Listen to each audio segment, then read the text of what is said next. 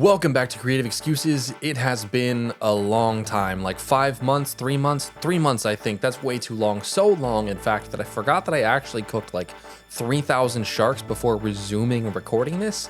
So, sorry about that. Anyway, on to the video. For the past couple of months, I have been real busy. Busy playing other games, busy making other videos, busy goofing off on this account. Some of that goofing off involved a bit of thieving in Menaphos using the thieving aura that granted me a 100% success chance on pickpocketing Menaphyte marketeers. Pretty neat, right? 15 minutes of AFK is very cool, and I am going to be doing a lot of that in the future. But the coolest part is this little guy that you see following me. We got Ralph, the thieving pet, while goofing off. I love this little guy, and I am happy to have him on the team. Okay, in preparation for our next thing, we need a little bit of the inventory space back, so it's time to decide what to do with our gift offerings. I could turn these in for reputation, of course. They give me about 350 each, which is pretty nice, but turning all of these in will only give me like 17k rep, not even the next tier of the market district. So screw that. I would much rather have the rewards because one of the amazing items that these contain is Slayer VIP tickets. Slayer VIP tickets allow you to choose between 2 Slayer tasks, and they are super valuable to have. They can make Slayer a lot more fun to train because you can choose your favorite tasks more often. On my main Ironman, I AFK'd this for ages and got well over 200 tickets. At one point, I had more tickets than I had completed non-wilderness Slayer tasks on the entire account's life. And that was at over 100 Slayer. It was crazy. And look at that, we got 18 Slayer tickets from opening these, I think, which is pretty lucky. Maybe I had some of those before, but I don't really know where I got them from. But any tickets are good tickets. I dropped everything else though, because I don't really need any of it right now.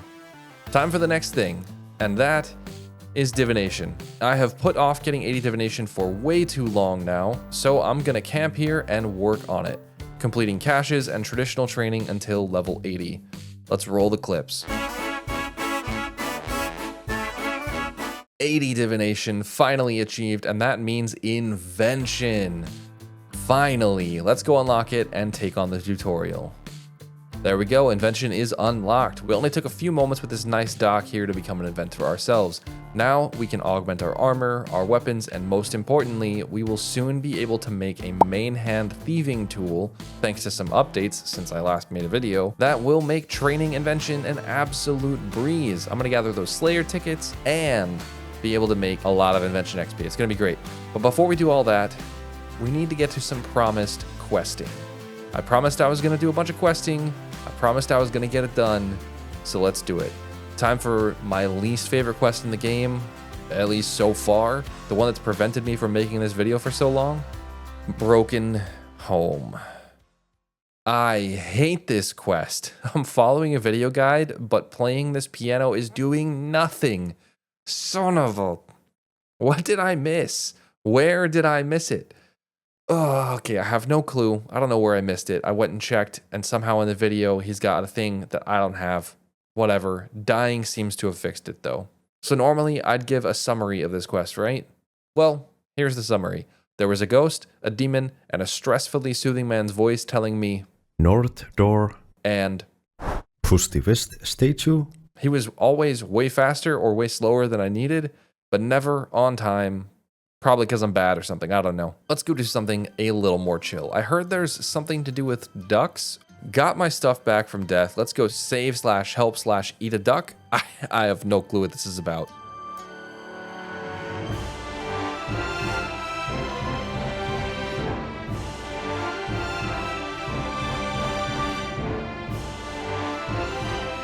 Okay, I had no idea this is where you could get a max cape. Is that actually a thing? So, in Falador, there is a tree that makes duck feed. That's what I'm seeing. There's a tree that makes duck feed, or there's a tree with duck feed near it. A tree that makes seeds for ducks, a place that sells duck seeds that grow into ducks, and those seeds or feed or whatever they are go in water to make a potion of duck speak.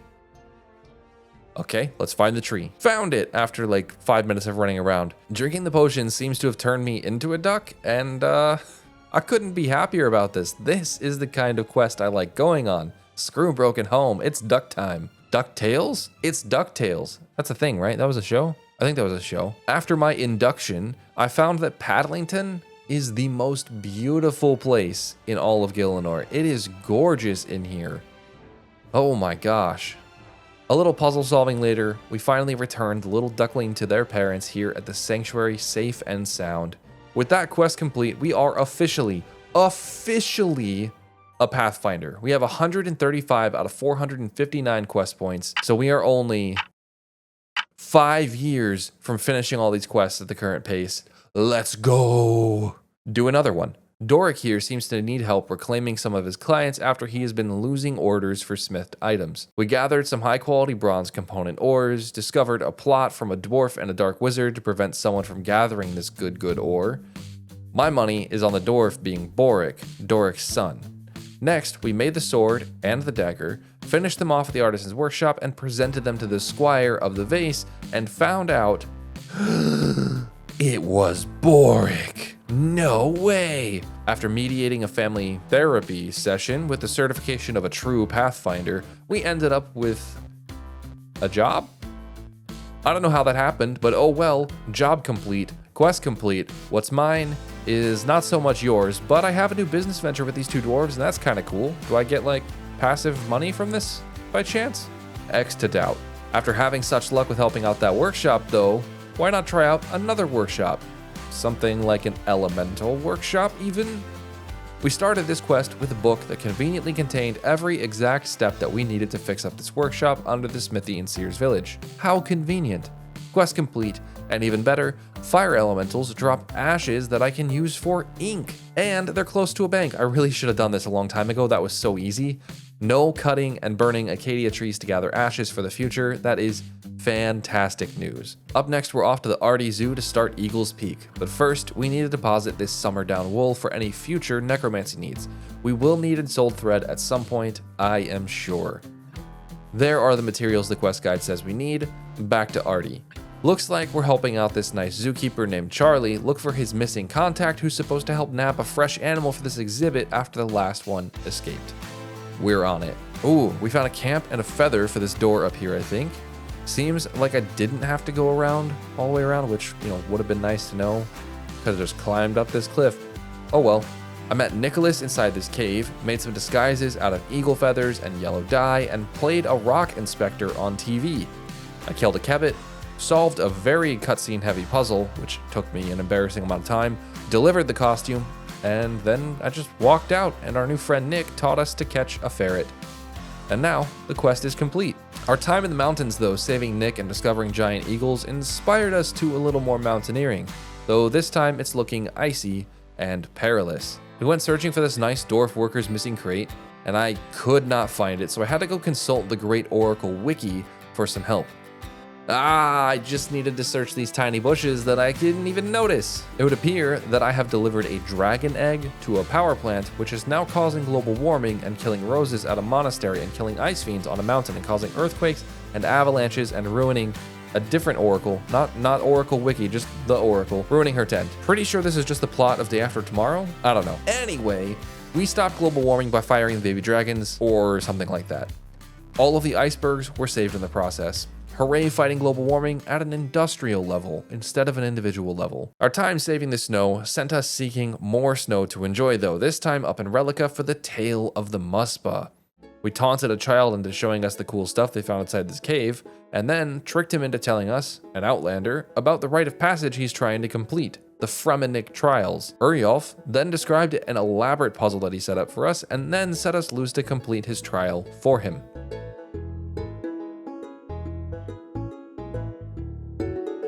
We then studied the creature, talked to a natural historian, talked to Ali the Wise in the desert, really far from Relica, to learn some more about this thing, freed the Muspa, just kidding, it's a Majorat, then helped the Majorat go to sleep somewhere else after we extorted him into giving us a trophy for the kid. Quest complete! What a weird quest. Also, I'm sure we're never gonna do a Fremennik trial ourselves, right? Never. Update on our quest log, we have just 4 quests and a few mini quests away from knocking out the entire adventurer tier. We are cruising. After all of that adventure and time around hunting areas, we decided to take on Fur and Seek next, hunting some special hides for that weird old man near Mauritania. With a list of targets in hand, we set back out for Relica. First stop, the Slayer Cave. A few minutes of 1 kill Slayer task later, all of our pelts are done. Nice. A little AFK and boom, quest complete for this weird old bone collector and his mumbling sack. This next quest, Rune Mechanics, poses a challenge. I need water talismans and I need fire talismans, and if you've seen the series, I had a hell of a time getting talismans last time I needed them. Let's hope getting one from the elemental wizards is easier this time. I just need a water or a fire talisman to make those steam runes, so it shouldn't be too bad. Screw this. That sounds like a car alarm in the background. I don't know if you can hear that, but it sounds like a freaking car alarm right here next to these elemental wizards. It's time for me to do the Abyss mini quest. I should have done this a long time ago. Oh, the wizard is afraid of Gothics and other beings. Interesting. But he cares about balance between Saradominus and Zamorakians. Doesn't that just make him a closeted Gothixian? 1 stolen spell delivered, and now to the Abyss. Okay, that really was shockingly easy. I don't know why I couldn't be fussed to do that before. I really should have. That would have taken me like 5 minutes. Literally the first kill, water talisman. Now to make the steam runes. Okay, we got everything, but we're gonna have to death pile to hold the unnoted essence. Looks like the goal here is to help this young wizard in training make his dream about a walking and talking pet rock come to life. That sounds pretty easy, right? Okay, this guy made me do a puzzle, but I actually kind of had fun doing the puzzle, so that was nice. And a lot of steps later, and I've done the whole thing for this kid. There you go, though. Boom, that's a Rune Guardian, and quest complete. Have fun taking credit for all of my hard work, young man. Off screen, in between quests, I did a truly little amount of divination for some divine charges for future invention training, but it is back to questing. This time, buyers and sellers. We're gonna become a thief, I think. So we're helping to start a thieves guild, I guess, which seems pretty heroic. To do that, we have to steal a chalice from an old man in the Lumbridge Swamp, but no matter how many fires I light under this guy's windows, which is what Robin back in Lumbridge said to do, I can't distract him to pick his pocket for the key to the chalice. What the heck? The Great Oracle helped out again. I had to light the fire and talk to the father in order to distract him and yell, "Fire, fire." You know. Boom. Chalice stolen, quest complete. Time for another thieving run. Okay, this time we stole a toy dragon and then defrauded a poor craftsman out of a refund for the dragon that we stole, which is now missing. How heroic. Enough thieving for now, time to break some hearts. I think. Again, I don't really know. This isn't Romeo and Juliet anymore, and that's what that was about.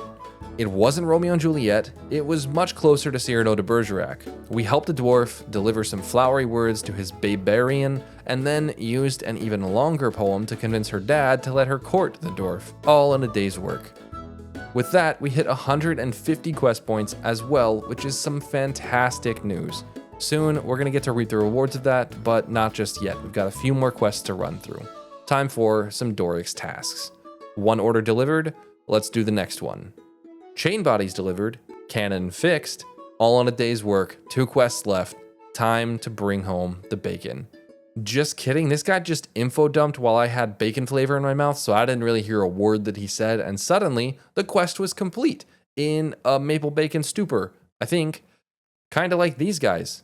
I think, if I'm honest though, my wife was watching Suits in the background and I could not focus to save my life. That show is addicting. I am pretty sure, though, that Eli Bacon is a vampire, so that's something, and kind of weird. I don't know. Why are you not in Draenor with all the other edgelords, man? All right, item gathering to help a chef make a new and improved cheesecake. This will eventually unlock a very interesting cooking method if I want to use it, so that's pretty neat. Yes, chef. The quest called me out, in a nice way, for having all of the items that I would need with me.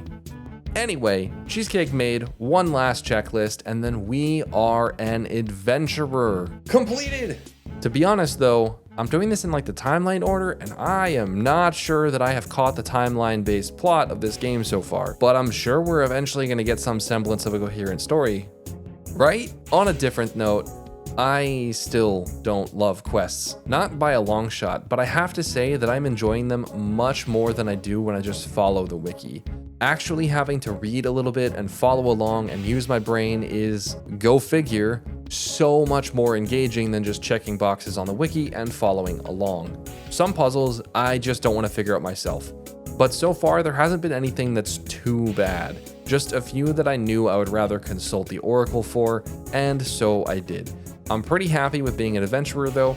I don't even think my main iron has all these quests done. I actually know that because some of these are new. But anyway, that's still a little shocking. Like, my main Ironman is almost maxed and I don't have even all of these done. That's crazy.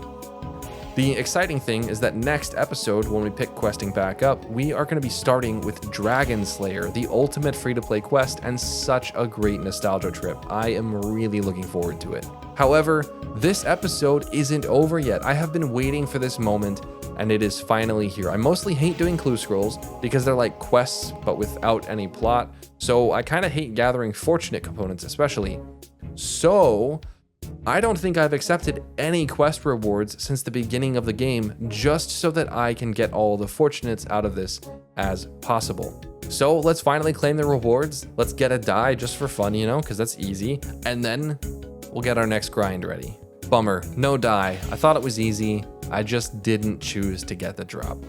But we did get a bunch of fortunates, which is great. Also, the flared trousers are just not what they used to be. So sad. And there we go. We have Vanquish, a tier 75 weapon that doesn't need any ammunition. And what is that perfect for?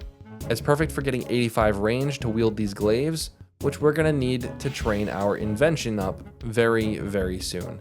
First though, we need to get 27 invention using the tier 70 death guards and lanterns, so let's get to work setting those up, and then we're gonna do some slayer with them to train our invention. Let's do it. So to get a couple of death guards and lanterns, first we're gonna need some unensouled bars.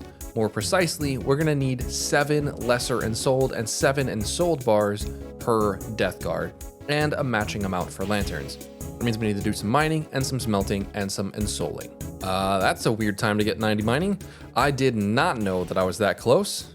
Ooh, I have all the requirements now for Eye of Het. That's cool. Okay, I got all my materials together. It took like 10 minutes to get materials for the 2 sets of tier 80 weapons instead of tier 70 because I might as well make tier 80s, right? They're still super cheap resource-wise and they're right there. Kind of ridiculous how cheap it is to make a set of tier 80 necromancy weapons, actually. Like, absurdly cheap. Okay, I finished installing all the materials, but I have a problem. I'm not sure if these can be stored in the metal bank. I don't think they can. So what I need to do is get some items to fill my inventory up, to take only the bars that I need right now, and then leave the rest in this storage chest.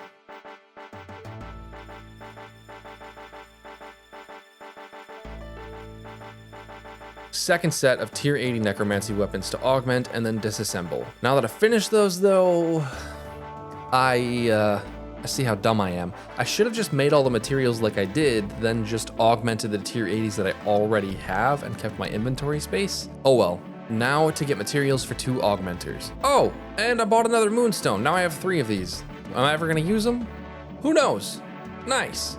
Well, I haven't done Wanted yet, so I don't actually have access to the White Knight's shop, and that is gonna make gathering some of these components I need a little more challenging. OMG, we finally got the last enhancing component that we needed for 2 augmenters. I should not have used my prayer potions for a couple of those, but oh well. Those aren't too bad to gather, and those components took forever. I am more than happy to use some granite lobster pouches though. Less than 100 pouches used, and we have our remaining powerful components locked in. Time to gather some energy. Alrighty, this is going to conclude the episode. I am going to finish gathering this energy for 2 augmenters, and then get started on a slayer grind for the next episode to get these first 2 weapons leveled up to 5, so that we can disassemble them for some nice experience. Thanks for hanging out with me, thanks for enjoying the series, and I will see you all hopefully very soon. I'm having fun with the account, and I've finished some seriously massive projects recently, so roughly all that is on the docket for a little bit is this, and a few ESO videos. It should not be 3 months until the next video, I promise. Until next time, I'll see you all in the next excuse.